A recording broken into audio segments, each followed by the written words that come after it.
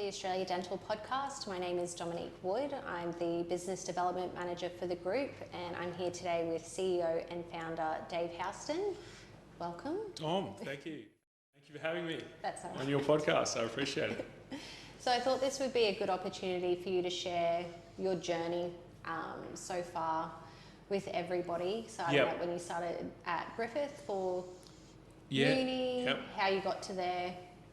Sure, just how I sort of found my way into dentistry and into dental practice. Is that that's what we're looking for? Yeah, so I grew up in Redcliffe, went to Humpy Bong State School, went to Terrace in Brisbane for high school, and then just at the end of high school, wasn't totally sure of which direction I'd go. My dad was a dentist, and I probably had always from a distance admired just the life he had been able to live as a dentist. He was a part-time dentist, part-time politician in our city of Redcliffe for 25 years, and it just seemed to allow him to strike a great balance between those two passions. So he had his passion of politics, and then he had the dentistry, which was sort of a mechanism through which he could meet voters and engage with them. Also ran a phenomenal dental clinic at John Street that he'd built up since founding it in 1976. So, I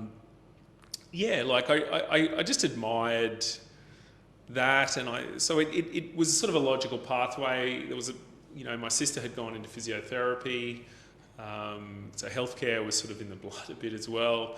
And in 2002 I applied to the University of Queensland, but it was very competitive to get into UQ at that time. There were only about 40 positions each year for the whole state of Queensland. So, the state of Queensland was literally minting only 40 dentists, and I think at the time perhaps 20 were international students as well.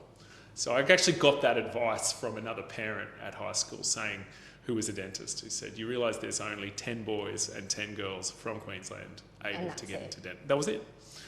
And so undeterred, I thought, apply. And so I did a year of science at UQ, and then a year of arts, actually, part-time. I did a lot of rowing, a lot of competitive rowing that year, went overseas and to World University Games and was lucky enough to win.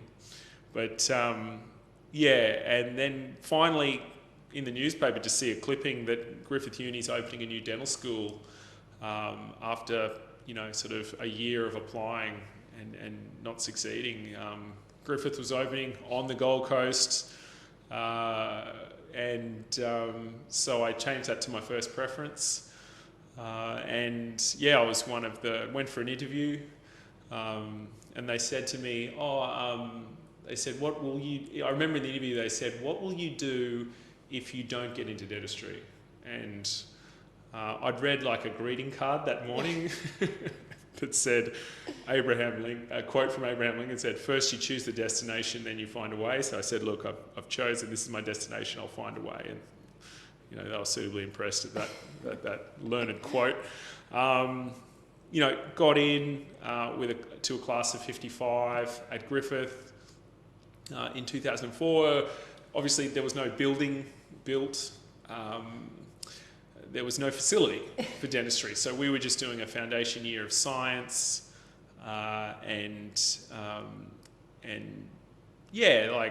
just sort of finding our way through that. And then as we progressed through the degree, the degree came together and was approved by the dental board. And that was the first new dental school in Australia in 60 years. Wow. Yeah, so we were sort of the guinea pigs sort of on the way through. And there were moments when we were sort of learning to x-ray with like post-pack tubes and stuff like that because the equipment hadn't been installed on the right day. But on the whole, it was just a really great experience to be part of a foundation class. We felt as a collective like we were part of something important. And the facility, just obviously moved to the coast and got involved in the establishing the rowing club as at Griffith Uni. That was almost the first business I ever started, was the Griffith Uni Rowing Club. Yeah.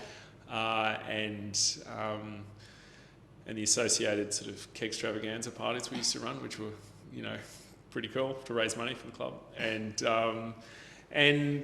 So, second year, third year, fourth year, all the way through to fifth year,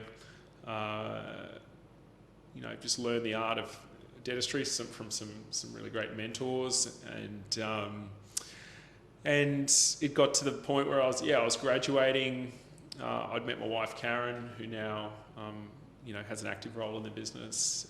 She was a Dutch international student, and it got to the point where I had to commence practicing. Obviously, very nervous time. So, did you always know that you would go back to John Street to be a dentist? Oh yeah, was that always the plan? I think that was always the sort or the expectation. Yeah, definitely the expectation for my dad. Yeah. Because he had probably hung on longer. Knowing you were coming. Knowing I was coming. Yeah. So he would, when I got into dentistry, he was already, well into his 60s. Yeah. And then he had to sort of hang on for another 5 years. And so, I arrived back at John Street I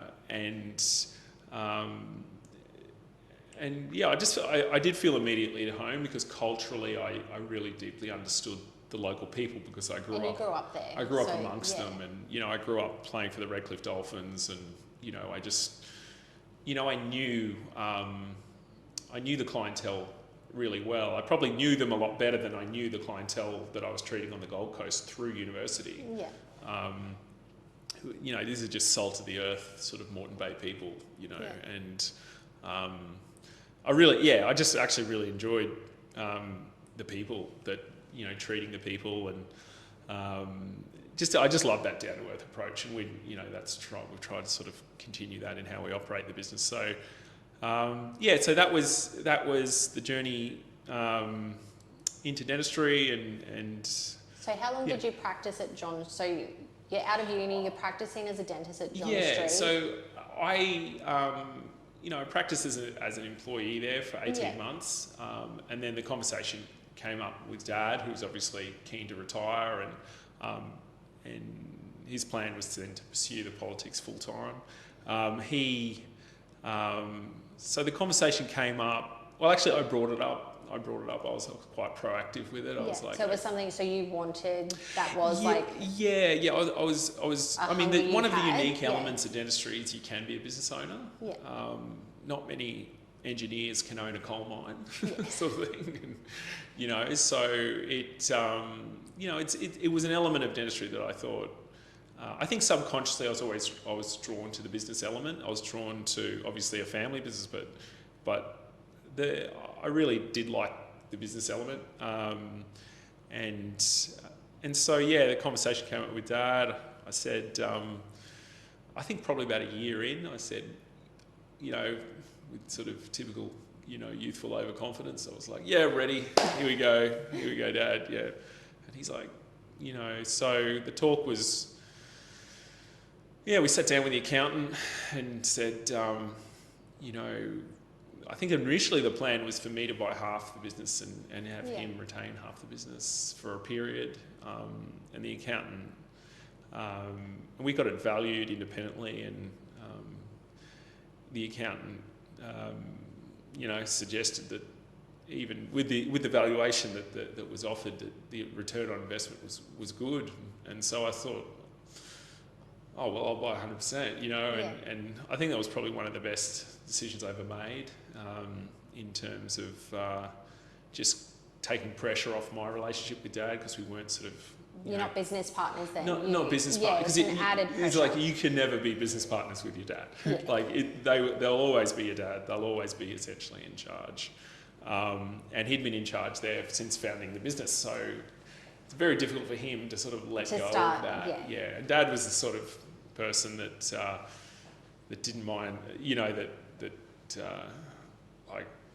appreciated being in charge. Let's put it that way. He was drawn to it through politics and through the leadership of a small business. So did the deal. He then had to stay on for a year, and as part of that agreement, and it was meant to be 18 months, and I think we got about 10 months in, and I started to want to make changes to the equipment we were using, just modernising things, So it's very, very normal thing that towards the end of your time in business ownership, you wouldn't potentially upgrade things as much as they could. So, and that, Dad had a fair bit of, objection to that.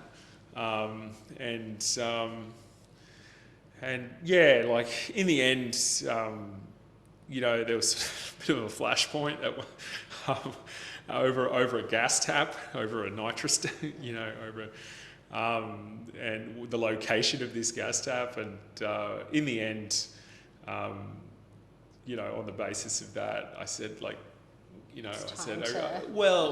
he said, he essentially resigned. Yeah. And that was sort of a definite bone of contention between us for a few years, but in his latter years now, that I think he's grown to sort of support the direction of the business, but it wasn't always the case, and but I think I just definitely needed to be true to myself in terms of following a business-oriented direction, and I think that's just something I'd encourage all owners to do. Just follow their heart, and running a really elegant business was sort of always a passion of mine, and I wanted to walk in and be super proud of everything that was on offer there for everyone, and include patients, staff, the whole bit. So the changes had to be made, and that's we made them, and haven't really looked back. So that was obviously John Street as a foundational exercise, and the next main milestone was then probably with an artificial sense of confidence, doing a new startup at Clontarf. I thought, oh gee, this business that's been around 40 years seems to be operating, pretty well. So now we should set up a second one, and we started Clontarf. Had key members of the team join very early. I was very fortunate, unusually fortunate to have them, have just some really foundational people come together at that point. It could have been a very different story. But Dr. Sam Parker, who's still with us, Shaz, his super assistant and head nurse at Clontarf, and even Anita, who now has a role at HQ. She was the practice manager. They got that business going. I then decided to have a year out to focus on the operation of the business, and that was sort of in response to a lot of my friends were going overseas for a year, travelling, having an adventure, and I thought, I desperately need an adventure, but the bank will never let me leave the country with this level of debt. So I focused on management in that time. A clinic came up at Burpengary. That is has evolved into the new facility we have next door. That was 2014. 2017, I walked into Deception Bay and I gave you a business card. I know you don't remember me. No. And I said, can you get the owner to call? And, the owner's called, and we managed to do a transaction there at D-Bay, and have yourself and other people sort of support the growth of that business. And then in 2020, sort of mid-COVID, wandered into the dentist at Rothwell in between all of our other clinics, and said, if you're ever interested in selling, let me know. And he was. So it's been a very sort of organic growth process, ultimately now culminating in us constructing our HQ facility, buying the property here at Burpengary and constructing a dedicated learning centre for every layer of the business. So, trainee dental assistants all the way through to front desk leaders and graduate dentists all the way through to even training the dentists in their own business journey now. That's what we do internally. So we have an internal training program that's kicking off in 2023 called T24, and over 24 months we aim to try and double everyone's progress. So yeah, that's the an overview. That's an overview of sort of how we got to now, and it's been an incredibly cool journey. And you know, as a group, we offer the community around 20,000 appointments a year. It's a team of 70. I think we've got 22 dentists at last count. So just really keen to engage with people that like the vibe of what we do and connect with it, and and grateful to have the opportunity to talk about that history. And share it all. There's so many layers to it as well, because it's not something that happened quickly. It's like a 10, 12 year journey. Yes, it's a decade, over a decade. And I mean, I finished in 2008, so it's really been an ongoing aspiration since then to almost get to where we are today. I feel like we're just, even though we've been going for those sort of 15 years nearly, it's today, what we're doing today in learning and teaching and transforming people is where I've always wanted to be. It's taken a long time to have the, build the economics up to get to this point where we can sustain it. But here we are, and I think we're on the precipice of our best year yet. Yeah, cool. Well, thank you for sharing. It's going to be great to hear more in depth. Cool. About your journey my pleasure. and getting into it as well. Anytime you want me back on your podcast, you let me know. You can come back. Thank you. Thank you. Thanks so much, Tom. Cheers.